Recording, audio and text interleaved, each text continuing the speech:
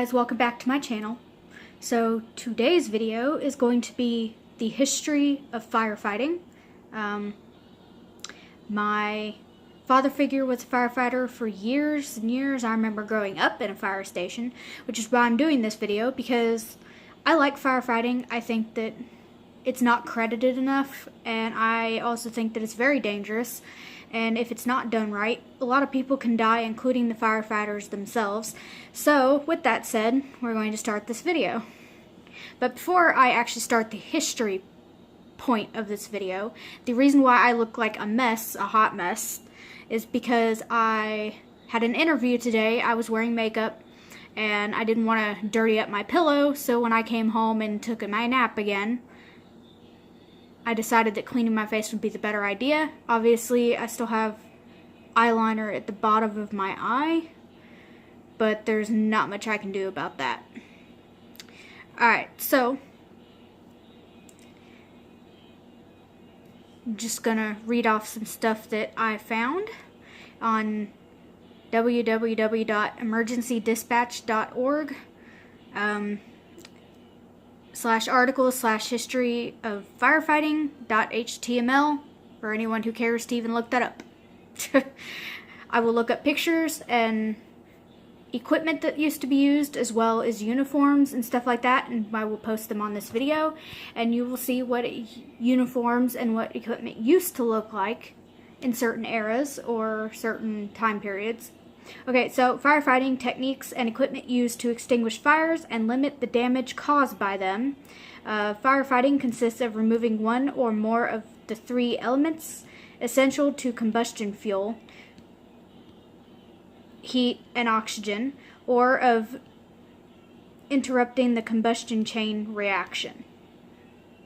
Obviously, anyone who knows fire, if it has oxygen, it will spread. If it has fuel, it will spread. And heat, I think, plays a factor in it as well. I'm not entirely sure. I'm not all-knowing, guys. Come on. But you can get things like backdrafts and other things. I was even told there's fire tornadoes and explosions that are involved in it. Okay, so fire departments, the very first thing I'm seeing here is the Roman Emperor Augustus is credited with instituting a corps for firefighting, also known as watchmen. This is in 24 BC. Regulations for checking and preventing fires were developed. In the pre-industrial era, most cities had watchmen who sounded an alarm at signs of fire. The principal piece of firefighting equipment in ancient Rome and into early modern times was the bucket. Yeah, that's not really that efficient, but whatever. Passed from hand to hand to deliver water to said fire. Now, I can understand if you use that on a small fire, because that might actually work. But anything bigger, like a building, I don't see how that would do any good. And another important firefighting tool was the axe, used to remove the fuel and prevent the spread of fire, as well as to make openings that would allow heat and smoke to escape a burning building. Also, for future reference, smoke does do damage. When a burning building is saved, you will hear people talk about, oh, the smoke damaged this and the smoke damaged the walls, or there's smoke damage just in general. That's what that means. I wouldn't exactly call it a good thing, but I don't know. Moving on. And here I am freaking looking at the wrong end of my screen. Okay, so hooks with ropes were used to pull down buildings in the path of an approaching fire to create fire breaks. Basically means create a path to where the fire can't go. Or cross over. I may be wrong on that. When explosives were available, they would be used for this same purpose. And I cannot freaking... Okay, the Great Fire of London in 1666. Fire brigades were formed by insurance companies. The government was not involved until 1865, when these brigades became London's Metropolitan Fire Brigade. The first modern standards for the operation of a fire department were not established until 1830 in Edinburgh, Scotland. These standards explained for the first time what was expected of a good fire department. Obviously, you want your fire department to know what they're doing and to respond at the right time and in a timely fashion. After a major fire in Boston in 1631, the first fire regulation in America was established. In 1648, in New Amsterdam, now New York, fire wardens were appointed, thereby establishing the beginnings of the first public fire department in North America. Mind you, this is all new to me. I didn't know half of this. Okay, fire departments in the U.S. In modern sense, fire departments constitute a comparatively recent development. They're personal or either volunteer, non-salaried, in other words, they're not paid, or career, which means they are paid. Typically, volunteer firefighters are found mainly in smaller communities. Career firefighters in cities. The modern department with salaried personnel and standardized equipment became an apparently I can't speak today. An integral part of municipal administration only late in the 19th century. Okay, for clearing up some things, I grew up in Springfield, Ohio. For anyone who doesn't know where that is, it is a city. There are outside versions of the city, but it's all basically one big city. My father figure was not paid to be a firefighter. She was a volunteer firefighter. She enjoyed her job. She was also an EMT, and she enjoyed that as well. So that just there explains. Volunteers means they're not paid. They volunteer their time to do this and to take the training and to actually give a shit about someone else's property or lives. And that is with the EMT program, which I will do another video on that as well if you would like me to. Okay, in some cities a fire commissioner administers a fire commissioner administers the department. Other cities have a board of fire commissioners with a fire chief as executive officer and head of the uniformed force. And still other cities, a safety director may be in charge of both police and fire departments. The basic operating unit of the fire department is the company, commanded by a captain. A captain may be on duty on each shift, although in some fire departments, lieutenants and sergeants command companies when the captain is off duty. It's not fair for a captain to be on duty 24/7. They need days off too. Fire companies are usually organized by types of apparatus: engine companies, ladder companies, and squad or rescue companies. Now, as I mentioned before, my father figure was a firefighter. She was also an EMT. So you can imagine that that was the same thing. It was a firefighting station, but it also was where she worked out of with her ambulance that she was an EMT with. So it was both.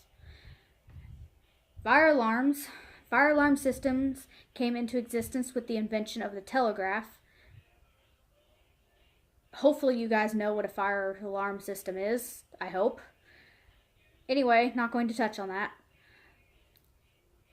Many communities are served either with the telegraph alarm system or with telephone call boxes. Or you have that little beeping thing in your hallway. I think that's just for you. It's not for the fire department. It's to ensure that you hear it if there is a fire, for you to be able to get out of your house or apartment in time. Let's see. Large cities have removed all or many of their street alarm boxes because of problems associated with maintenance and with false alarm transmissions. Some boxes have been replaced with telephones. All alarms are then transmitted to the fire stations. In large cities, alarms are received at a central dispatch office and then transmitted to fire stations, frequently with the use of mobile teleprinters and computers. So there you go. You have how you get a hold of them. I've not actually seen a call box that you can get a hold of the fire station. I'm still not entirely sure if that's still the way it is. But who knows? I may just be dumb and not know it. Okay, so on a first alarm, more apparatus is sent to industrial sections, schools, institutions, theaters than to neighborhoods of one-family dwellings. Additional personnel, volunteer, or off-duty is called as needed. Fires that cannot be brought under control by the apparatus responding to the first alarm are called multiple alarm fires, with each additional alarm bringing more firefighters and apparatus to the scene. In other words, if there's a big giant fire and one station cannot put it out, they are able to get on their radio and call in for additional stations and additional help to get the fire out.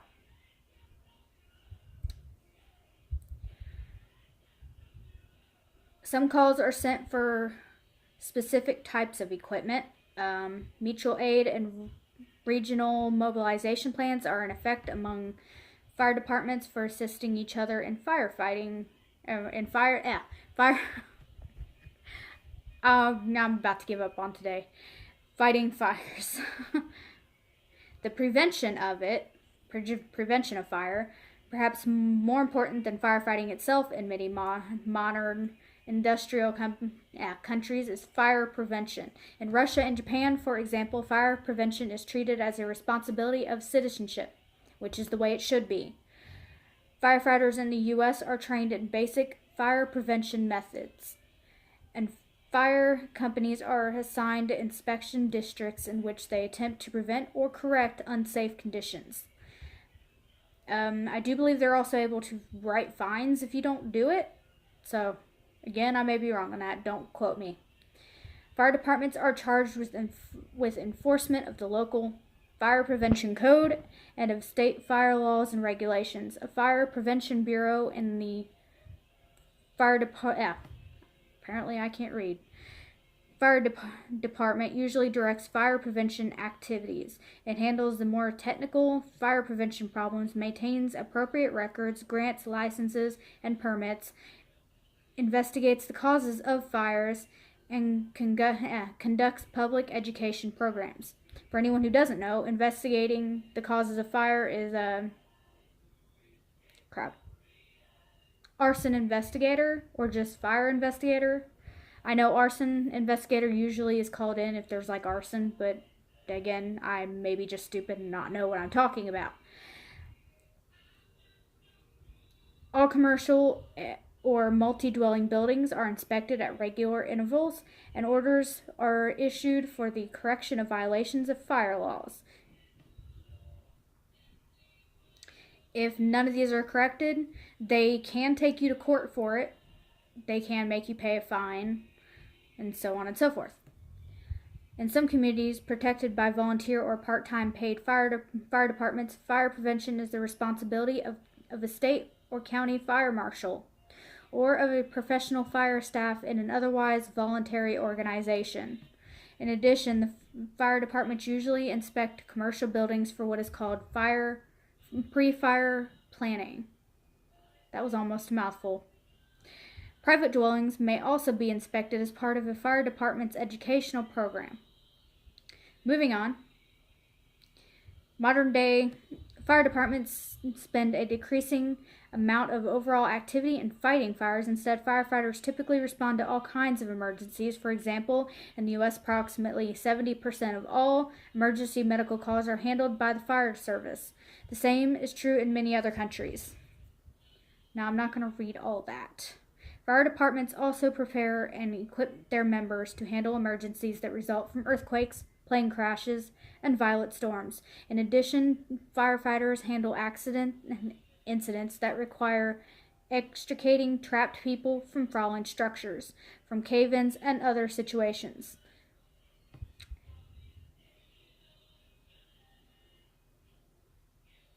Fire departments outside the U.S. Although firefighting is largely a matter of local jurisdiction in the U.S., many countries have more centralized fire departments. Italy has a national fire service. I'm not even going to pretend to know how to say that. Organized into 92 provinces, administered from 12 regional centers. In Great Britain, local fire departments are organized into county, borough, and special district departments, all under a chief inspector of fire services.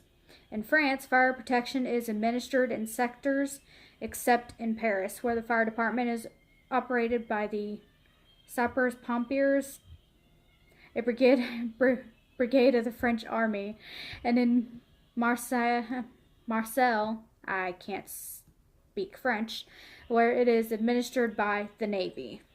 The Japanese government administers 43 regional and 3 metropolitan fire departments. In Denmark, local governments contract for firefighting services with companies under supervision of the Ministry of Justice.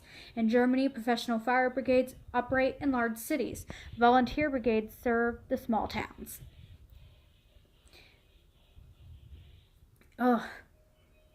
Okay, in Russia, fire schools are in Moscow and St. Petersburg. Sweden and Denmark have similar schools, and in some European countries, fire protection and firefighting are among the courses included in teaching safety and engineering. International Fire Service and Fire Protection Associations bring together leaders of the fire services of many nations. So there you go. That's that one. The fire engines, which appeared in the 17th century, were simply tubs carried on runners, long poles, or wheels. Water was still supplied to the fire site by bucket brigade. The tub functioned as a reservoir and sometimes housed a hand-operated pump that forced water through a pipe or nozzle to waiting buckets. The invention of a hand-stitched leather hose pipe in the Netherlands about 1672 enabled firefighters to work closer to the fire without endangering their engines and to increase the accuracy of water placement. In the early 19th century, copper rivets replaced the stitching on the hoses, and 15 millimeters, I may be wrong on that, 15 feet lengths coupled with brass fittings enabled firefighters to convey water through narrow passages, up stairways, and into buildings.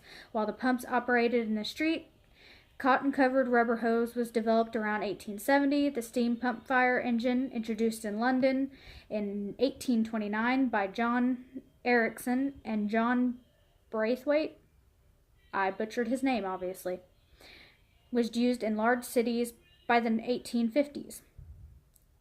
Oh, my mouth is all dry. Some engines were self-propelled, but most used horses for propulsion, conserving steam pressure for the pump. The steam fire engines were used in fighting the Chicago Fire of 1871. All right. Trying to look up different things for the engines. Okay. At the same time, the pumper acquired its main characteristics, a powerful pump that can supply water in a large range of volumes and pressures, several thousand feet of fire hose, with short lengths of large diameter hose for attachment to hydrants, and a water tank for the initial attack on a fire while firefighters connect the pump to hydrants. And for areas where no water supply is available, in rural areas, pumpers carry suction hose to draw water from rivers and ponds. Current standards for pumper fire apparatus require that a fire pump have a minimum capacity of 2,840 liters, which is 750 gallons, per minute at a pump pressure of 10.35 bar or 150 psi. They also call for a water tank capacity of at least 1,893 liters, or 500 gallons. I don't know why I'm saying galleons. Apparently I'm thinking Harry Potter. Let's see. Auxiliary equipment. Auxiliary vehicles were equipped with specialized equipment for effecting rescue, ventilating buildings, and salvage. Ladders that typically extend to 30.5 or 100 feet are carried on hook and ladder. Vehicles that also hold various kinds of tools and equipment, including heavy-duty jacks and airbags, extraction tools, in other words, to take someone out of a car in a weird kind of way. Oh my, holy crap, I can't say that. Torches, self-contained breathing apparatus, and resuscitators. Other more basic equipment includes axes, shovels, picks, battering rams, power saws, hooks, and wrenches. Elevating platform trucks can raise firefighters and equipment, including the water delivery system, as high as 30.5. I'm not going to say that. 100 feet. Rescue trucks carry a wide assortment of specialized emergency equipment, including the type that might be used in building collapses and cave-ins. Field communications units carry sophisticated electronic equipment for use in managing fire and emergency operations. Salvage trucks carry implements for reducing water damage, including large waterproof covers, dewatering devices, and tools for shutting off water flow from sprinkler heads. Hazardous materials response units are staffed with specially trained personnel equipped with protective clothing and monitoring devices for use at chemical spills and similar incidents. Holy crap.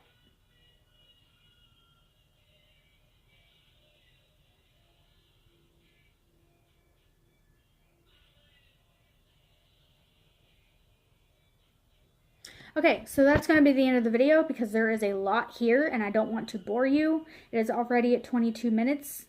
So I'm going to end this video and I will put the link down in the description below. And if you want to actually look all this up, it has a lot of information for anyone who actually is curious about this stuff. That is what you can do. So, with that said, I will see you guys next time, and blessed be.